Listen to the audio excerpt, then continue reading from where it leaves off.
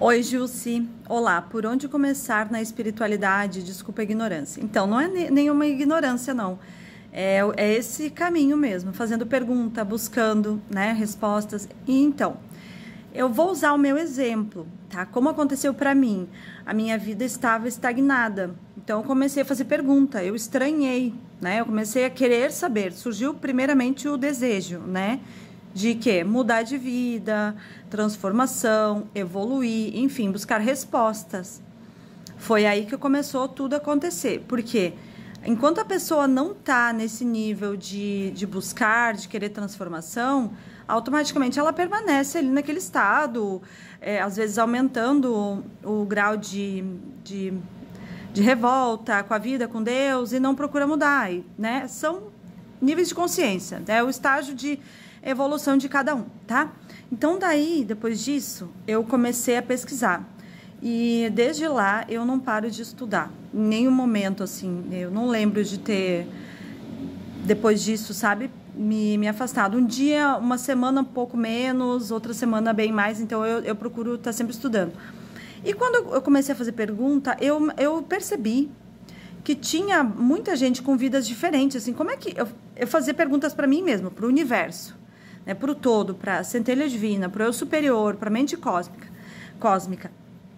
Como é que tem tanta gente com vidas diferentes? Como tem pessoas que conseguem as coisas com mais facilidades e outras não?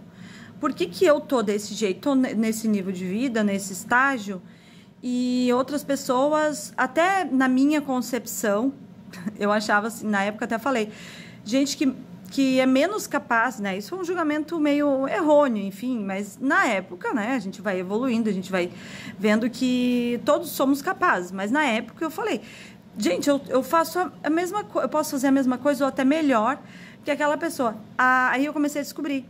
Daí eu comecei a encontrar respostas. Que uma das principais respostas foram as crenças, que eu encontrei que eu tinha crenças que aquela pessoa não tinha. Então, porque tudo é paradigma, né?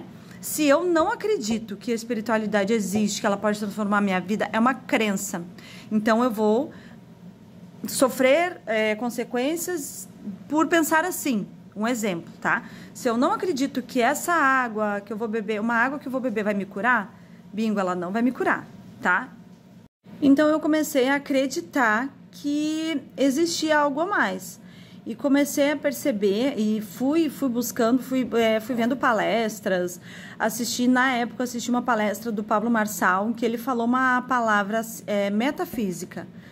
E estava me instigando muito o que ele falava, assim. Hoje em dia, o diálogo dele mudou um pouco, mas na época ele falou dessa forma e eu fui procurar no dicionário o que significava. Foi aí que eu entendi, comecei a entender e lembrar do meu passado, porque no passado, como eu comentei no vídeo anterior, quando eu era criança, eu tinha, assim, todos têm mediunidade, né? Alguns mais aguçados, outros não. E eu sempre tive esse lado um pouco, assim, né, espiritual, assim. Então, eu comecei a juntar as peças. Eu pensei, então, existe algo além, existem outras dimensões, existem... Sabe, eu comecei eu mesma, né, comecei a me questionar e perguntar, e ir atrás, e li muitos livros, e assisti muitos vídeos. Aí foi onde eu encontrei Hélio Couto. Até hoje eu estava me perguntando como eu encontrei o professor Hélio Couto. Ali também foi o salto quântico, e foi indo. O principal de tudo é querer mudar de vida, né? Querer mudar. Independente se for financeiro ou simplesmente por uma evolução para se tornar um pouco mais espiritual mesmo, largar um pouco da matéria. Porque, gente, se a gente for ver, a gente não vai durar para sempre essa versão, esse corpo, esse seu corpo, né? Então, o que é eterno? O espírito. Então, é isso.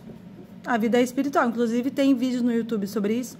Tem muito conteúdo gratuito, muito bom. Pra gente é só bater e abrir-se-vos-á, né? Procurar e achareis. É assim.